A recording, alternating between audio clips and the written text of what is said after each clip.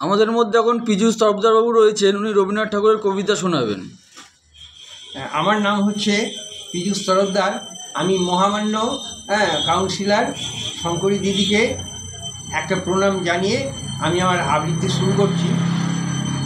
আমি বিশ্বকবি কবিগুরু রবীন্দ্রনাথ ঠাকুরের আমি কবিতাখানি এখানে সবার সামনে আবৃত্তি পরিবেশন করছি। আমারই চেতনার রঙে পান্না হলো সবুজ, চনি উঠল রাঙা হয়ে, আমি চোখ মেললুম আকাশে, জ্বলে উঠল আলো পূবে পশ্চিমে। গোলাপের দিকে চেয়ে বললুম, সুন্দর সুন্দর হলো সে। তুমি বলবে এই যে তত্ত্ব কথা, এ কবির বাণী নয়, আমি বলবো এ সত্য, তাই এ কাব্য। এ আমার অহংকার, অহংকার সমস্ত মানুষের হয়ে। মানুষের অহংকার বটেই বিশ্বকর্মা বিশ্বশিল্প।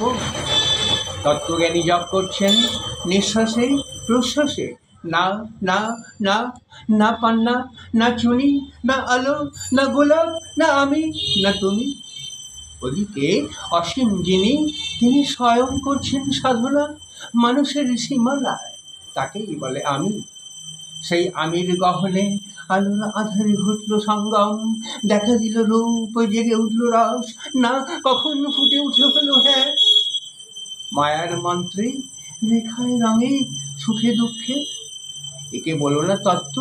আমার মন হয়েছে পুলকিত, বিশ্ব আমির রচনার আসরে হাতে নিয়ে তুলি, পাত্রে নিয়ে রং। পণ্ডিত বলছেন পুরো চন্দ্রটা নিষ্ঠুর চতুর হাসিটা, মৃত্যুদূতের মতো গুড়ি মেরে আসছে সে পৃথিবীর পাজরের কাছে। একদিন দেবে চরম টান তার সাগরে, পর্বতে, মর্তলোকে, মহাকালের নতুন খাতায়। পাতা জুড়ে নামবে একটা শূন্য, গিলে ফেলবে দিন রাতের জমা খরচ। মানুষের তৃপ্তি হারাবে অমরতার ফান, তার ইতিহাসে লেপে দেবে অনন্ত রাত্রির কালি। মানুষের যাবার দিনের চোখ বিশ্ব থেকে নিকিয়ে নেবে রং, মানুষের যাবার দিনের মন ছানিয়ে নেবে রস। শক্তির কম্পন চলবে আকাশে বাতাসে, জ্বলবে না কোথাও আলো, বিনাহীন সভায় যন্ত্রীর আঙুল নাচবে, বাজবে না সুর। সেদিন কবিত্বহীন বিধাতা একা রবেন বসে, নির্মাহীন আকাশে ব্যক্তিত্ব হারা অস্তিত্বে গণিত তত্ত্ব নিয়ে।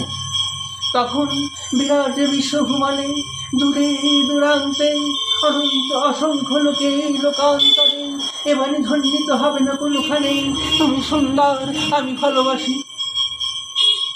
বিধাতা কি আবার বসবেন সাধনা করতে যুগ যুগান্তর ধরে? প্রলয় সন্ধ্যায় জপ করবেন, কথা কও, কথা কও, বলবেন বলো তুমি সুন্দর, বলবেন বলো আমি ভালোবাসি। ধন্যবাদ। ধন্যবাদ।